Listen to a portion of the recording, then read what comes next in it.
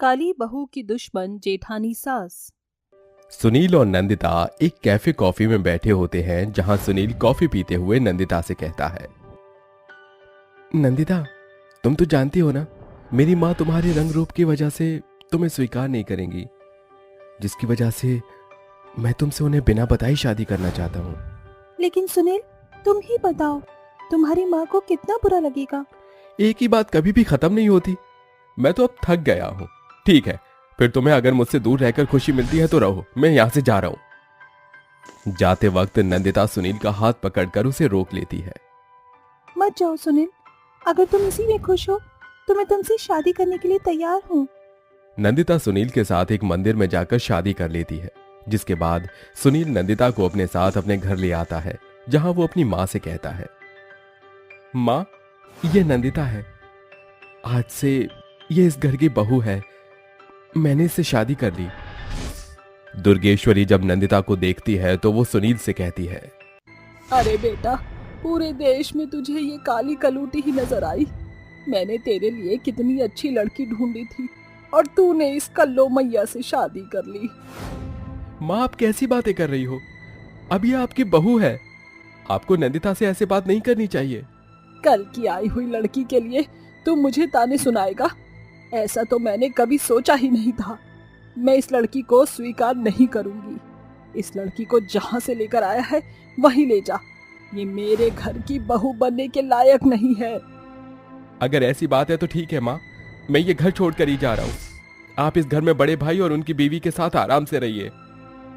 सुनील के मुंह से ये सारी बातें सुनकर रूपाली दुर्गेश्वरी के कानों में कहती है, अरे माँ जी, आप ये क्या कर रही हो? इस लड़की की वजह से अपने बेटे को अपनी आंखों के सामने जाते हुए देख रही हो। मेरी बात समझो माँ जी, सुनील अब इस लड़की के बिना नहीं रह सकता। इस लड़की के साथ अपने बेटे को स्वीकारो और उसके बाद हम दोनों इस लड़की का जीना हराम कर देंगे। ये लड़की खुद ब खुद इस घर को छोड़कर भाग जाएगी। ये सब सुनने के बाद दुर्गेश्वरी अपने बेटे को रोक लेती है। रुक जा बेटा, तुझे कहीं भी जाने की जरूरत नहीं है। तेरी बहू और तू इस घर में रह सकते हैं।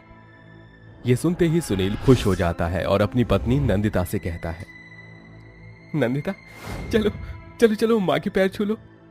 सुनील के कहने के बाद नंदिता दुर्गेश्वरी और अपनी जेठानी के पैर छू लेती है। अरे अरे, बस करो, मेरे पैर क्यों छू रही हो? मेरे पैर छूने की तुम्हें कोई जरूरत नहीं है। तुम तो मेरी देवरानी हो। चलो आ जाओ, मेरे गले लगो। रूपाली बेमन से अपनी काली देवरानी को गले लगा लेती है। उस दिन के बाद से दोनों सास और जेठानी मिलकर बेचारी नंदिता के ऊपर घनघोर अत्याचार करने लगती हैं, जैसे कि घर के सारे काम नंदिता से करवाना। नंदिता, ओ नंदिता, कहाँ हो तुम? क्या तुम्हें घर के काम दिखाई नहीं दे रहे? ये देखो, घर में कितनी गंदगी हो रही है। नंदिता तुरंत घर की सफाई करने लगती है। तभी उसकी जेठानी आती है और ढेर सारे कपड़े लाकर उसके सामने पटक देती है। तुमने सुबह ही कपड़े धोए थे और देखो, इतने सारे कपड़े गंदे पड़े हैं। इन्हें कौन धोएगा? बाहर से पड़ोसन को बुलवा कर लेकर आऊं क्या धुलवाने के लिए? नहीं नहीं दीदी, इन कपड़ों को मैं ही धोऊंगी। नंदिता सफाई करने के बाद सारे कपड़े धोती है, जिसके बाद रूपाली और उसकी सास दोनों फिर से चिल्लाने लगती हैं। हे भगवान, कैसी बहू मिली है मुझे, ये तो मुझे भूखा ही मार देगी। आजकल की लड़कियां तो होती ही आलसी हैं। जब मैं इस घर में आई थी तो मैंने इस पूरे घर को अच्छे से संभाल लिया था, लेकिन इस लड़की से तो घर का एक काम भी ढंग से नहीं होता। सारे काम करने के बाद भी नंदिता को दुनिया भर के ताने सुनने पड़ते हैं, लेकिन फिर भी वो कुछ नहीं कहती। माँ जी, जेठानी जी, बस मुझे 10 मिनट दीजिए, मैं अभी के अभी आप लोगों के लिए खाना बना कर लाती हूँ। हाँ, मैं भी देखती हूँ 10 मिनट में कौन सा तू खाना बना कर लाती है। नंदिता का इस दुनिया में कोई नहीं था। वो शुरू से ही घर के सारे कामकाज अच्छे से जानती थी। वो फौरन रसोई में जाती है और दाल चावल बनाकर ले आती है। जैसे ही रूपाली दाल चावल खाती है, वो मुंह से सारा खाना बाहर उगल देती है। हे भगवान, कितनी गंदी दाल बनाई है। क्या तुम्हें खाना बनाना नहीं आता? हाँ, कितना बेसुआद खाना है। दाल चावल अच्छे बने थे, लेकिन फिर भी दोनों सास और बहू बेचारी नंदिता के दाल चावल में भी नुक्स निकाल देती हैं। एक दिन रूपाली अपनी माँ सरोज से फोन पर बात कर रही होती है।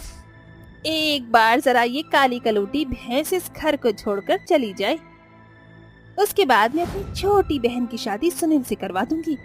अरे सुनील इंजीनियर है, अच्छा खासा कमाता है, उसके साथ मेरी बहन बहुत खुश रहेगी, ऊपर से वो बहुत सुंदर भी है, दोनों की जोड़ी खूब जमेगी। ये सब नंदिता कमरे के बाहर खड़ी हुई सुन लेती है, जिसके चलते उसे बहुत दुख होता है और वो अपने आप से कहती है, जब से मैं इस घर में आई हूँ मैंने अपनी जेठानी और अपनी सास की सारी बात मानी और उनकी सभी अत्याचारों को भी सहन किया, लेकिन उसके बाद भी मेरी जेठानी ये चाहती है कि इस घर में उसकी बहन आए। हे भगवान, ऐसा तो मैंने कभी सोचा भी नहीं था। नंदिता रोते हुए वहां से अपने कमरे की तरफ जाने लगती है, लेकिन तभी उसे उसकी सास के कमरे के बाहर से कुछ आवाज आने लगती है। अरे देखो बहन जी, जब तक आपका बेटा अपनी पत्नी से डिवोर्स नहीं ले लेता तब तक हम उसके लिए कोई ढंग की लड़की नहीं ढूंढ सकते। पंडित जी, आप लड़की ढूंढना शुरू कर दीजिए, डिवोर्स तो बस होने ही वाला है, वो लड़की इस घर को छोड़कर बहुत जल्दी चली जाएगी।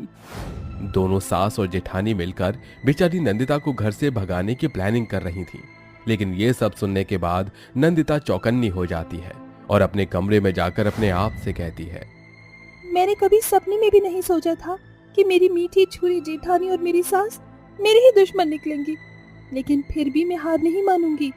अब ये मेरा वक्त है, मैं इन्हें अच्छा सबक सिखाऊंगी। फिर क्या था, नंदिता अपना बर्ताव हमेशा की तरह अच्छा रखती है और एक दिन सुनील के ऑफिस जाने के बाद वो अपनी सास और जेठानी के खाने में जमाल गोटा मिला देती है। अरे रंग रूप की वजह से इन्होंने मेरे साथ इतना अत्याचार किया, ये तो मामूली है, अब इन्हें पता चलेगा कि किसी को परेशान करने का नतीजा क्या होता है। नंदिता के हाथों का बना हुआ खाना खाने के बाद दोनों सास बहू की हालत बुरी हो जाती है, जिसके बाद वो एक के बाद एक टॉयलेट के चक्कर पर चक्कर लगाना शुरू कर देती हैं। अरे रुक जा रूपाली, पहले मुझे टॉयलेट में जाने दे, मेरे पेट में बहुत दर्द हो रहा है। नहीं नहीं माँ जी, पहले तो मैं ही जाऊंगी, मेरे पेट में बहुत दर्द हो रहा है, आज पता नहीं इस नंदिता ने हमें क्या खिला दिया। तभी वहां नंदिता आ जाती है। तो फिर अब कैसा लग रहा है मेरी जेठानी और सास को? आप तो मुझे इस घर से निकलवाने वाली थी, देखो ना मुझे निकालते निकालते आप किस प्रकार इस टॉयलेट की चक्कर लगा रही हो। दुर्गेश्वरी और रूपाली दोनों ही नंदिता से माफी मांगने लगती हैं। अरे अरे बहू, हमें माफ कर दे, हमसे भूल हो गई, हम तुझे इस घर से कभी नहीं निकालेंगे, लेकिन ये सब जो हमारे साथ हो रहा है इसे रोकने का उपाय बता। हाँ देवरानी जी, मुझसे भी बहुत बड़ी गलती हो गई, ये सब मेरा ही किया धरा है, लेकिन अब मैं तुम्हें कभी परेशान नहीं करूंगी, बस हमें इस परेशानी से ठीक कर दो। ठीक तो मैं कर दूंगी, लेकिन एक शर्त है, आप दोनों को मेरे साथ अच्छे से रहना होगा और मेरे सभी कामों में मेरा साथ और हाथ बटाना होगा।